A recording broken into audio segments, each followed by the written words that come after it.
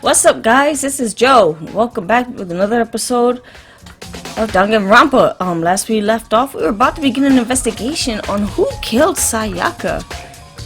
And what we're looking at here is the Monokuma file that the creepy-ass bear had left behind. Let's see now. The victim was Sayaka Maizono. The time of death is estimated to be around 1:30 a.m. The body was discovered in Makoto's room in the dormitory. All evidence suggests that the death took place in the bathroom. The cause of death was a stab wound to the abdomen, and there was also an injury to her right wrist. Specifically, the wrist appears to have suffered a fracture. We have no choice but to push forward if we want to find out what happened. I'd have to agree. Somehow, I have to find out the truth, so that we can all survive. And for Sayaka, I have to find out how she was killed. Monokuma file number 1 has been added to the Truth Bullets section of your handbook. Alright. Siri, leave the gym? Yes.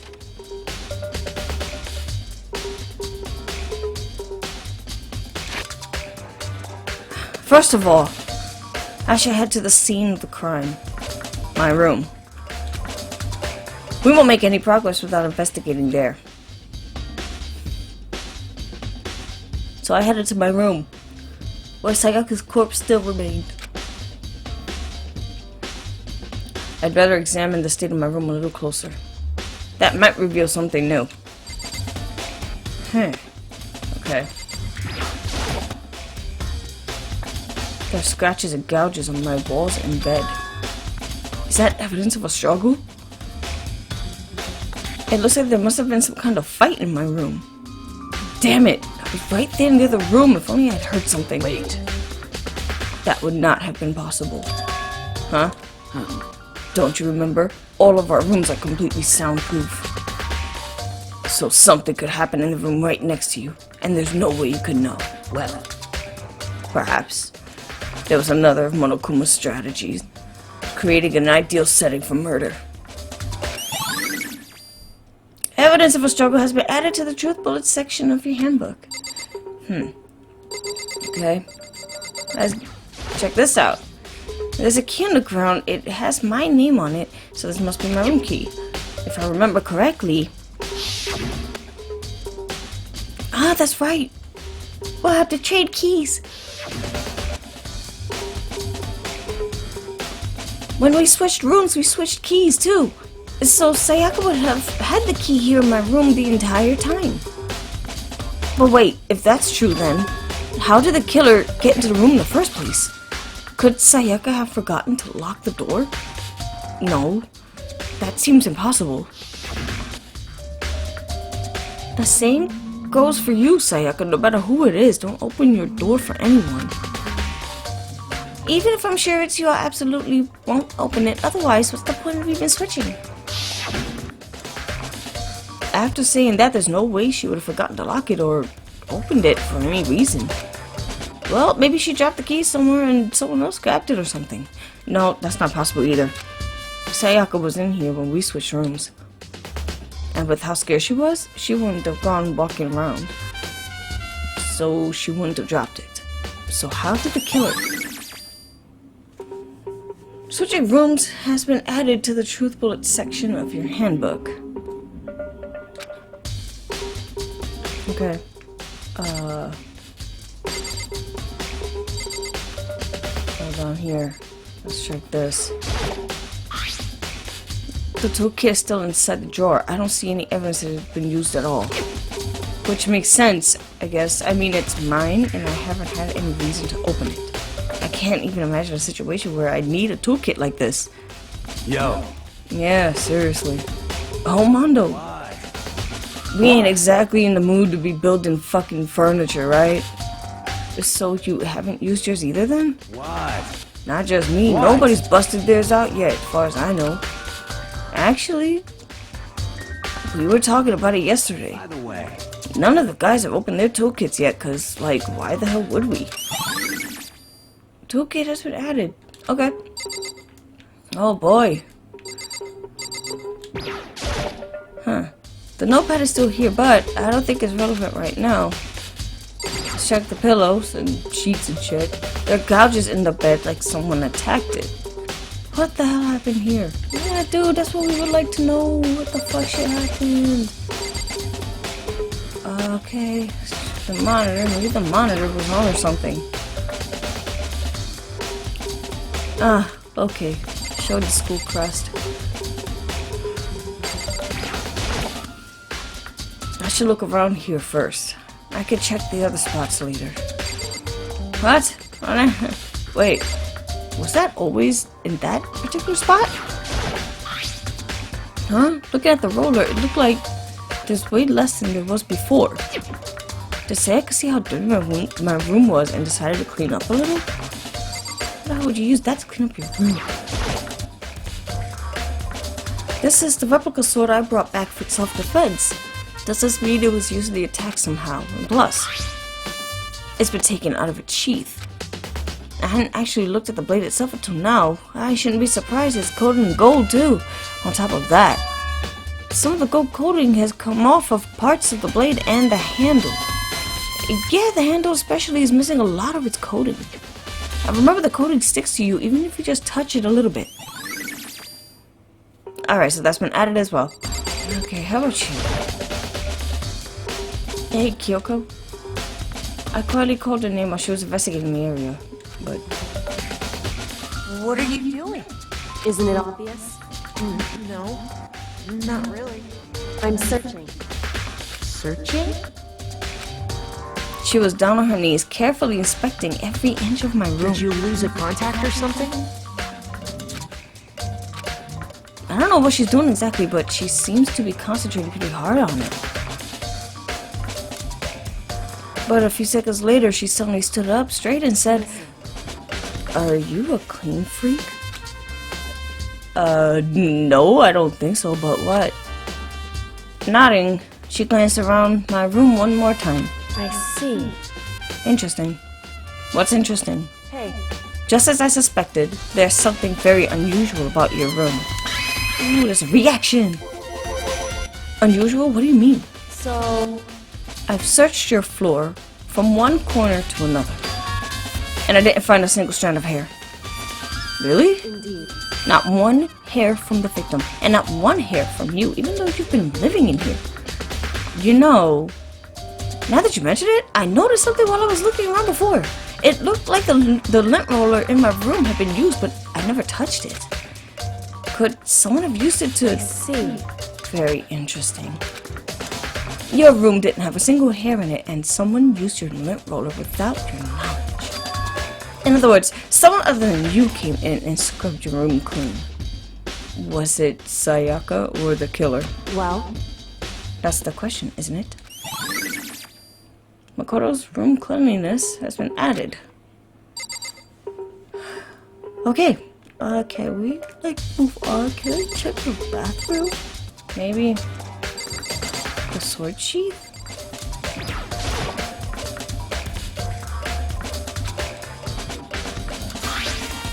Okay, but the sword was taken out, so it's just a sheath, but... Huh? There's some scratches on the sheath. They must have been made with something sharp. But how'd the sheath get scratched up in the first place? Even if someone used the sword during the struggle, it doesn't make sense for the sheath to be damaged. I mean, if you're gonna attack someone with a sword, the first thing you do is unsheath it. A heavy sheath like this would only get in the way. It could just slide off in the middle of the fight. So why are the scratches on the sheath? Replica sword sheath has been added to the truth bullet section. The bathroom. And on the other side of this door. Finally! Progression. No. I can't let it get to me. I can't afford to freeze up now. Forcing myself to push my panic down, I stepped into the bathroom. Finally, we get to see the body. Looking at her made it painfully clear it wasn't a dream or an illusion. No, obviously. The Pepto-Bismol killer went and delivered the ultimate money shot. She lost everything that made her, her. Sayaka. All at once, I was overcome with dizziness, nausea, the urge to burst into tears. But I can't hesitate now. Why? Why does Sayaka have to die? I have to uncover the truth. I have to find out what happened. I wanted to give up. I wanted to collapse, but that thought held me up and supported me. Okay. Let me see here.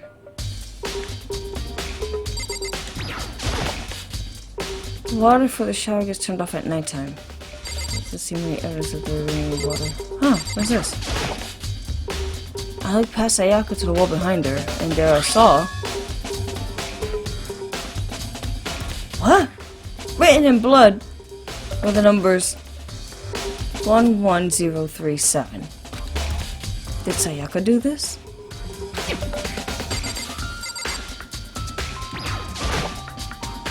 I told myself I simply couldn't face what I saw, but now's not the time to think like that. I pulled out the Monokuma file to verify what it said about her body.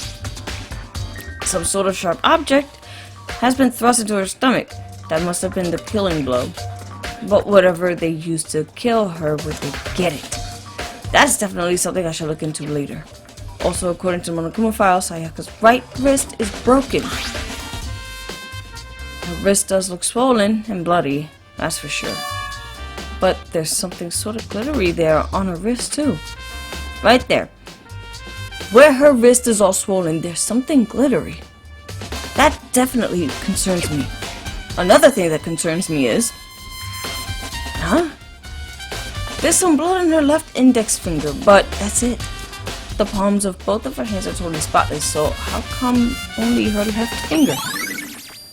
Sayaka's wrist has been added to the truth bullet section. Okay, the stab wound in her stomach is what killed her, so when she broke her wrist, that must have happened earlier on. I mean, how could her wrist get broken after she already been killed? So it's very possible she broke her wrist during the struggle. The killer attacked Sayaka in the main room, which is when her wrist got broken. After that, the killer cornered her in the bathroom, where they inflicted the deadly wound.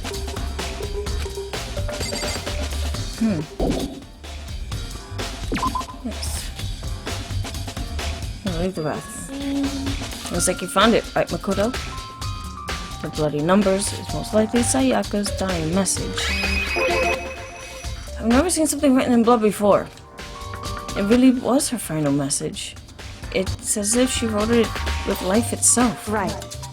Do you often talk like an aspiring poet? But the numbers she wrote, what do they mean? 11037. I have no idea what it could possibly mean. So...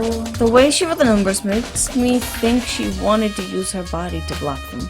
If she wrote them in that location while she was sitting the way we found her, it means she must have wrote them by turning only her hand toward the wall. If you were to write something in that position, do you know what the result would be? The result? Well, Think about it. You're not gonna tell me. Makoto. You need to uncover the mystery of this case yourself. Otherwise, the case will end and you will remain unconvinced. I have no idea what you're trying to say, but it's obvious you're not going to tell me. Dying message. Okay. Sounds like Kyoko knows what Sayaka's dying message means, but honestly, I have no idea. Oh, I know who I should talk to. When it comes to numbers, who better to ask than the ultimate programmer? Makoto. There's one other thing I wanted to ask you about. Do you know how the door to your bathroom got broken? Broken? Oh, you mean how it gets stuck? What? Gets stuck? Yeah, I guess I'm the only one, but the door doesn't fit in the frame quite right. When I first tried to use it, I thought it was just locked. But once you learn the trick, it opens no problem. Bathroom door frame has been added to the truth bullets. Correct. Okay, so the door doesn't quite fit the frame, huh? But actually, I'm referring to the broken doorknob. Huh? The doorknob? That's right. You didn't notice. Well, try closing the bathroom door. I'm sure you'll see right away what I'm talking about. I did what Kyoko said and shut the bathroom door. Huh? The doorknob. Oh, shit. Well, looks like I'm gonna have to call it quits in this investigation for now. I'm going to leave this episode here. Feel free to leave comments and hit that like button. And if you're new to the channel, like, subscribe, and ring that bell for new video notifications. And as always, I will see you guys in the next one. Bye.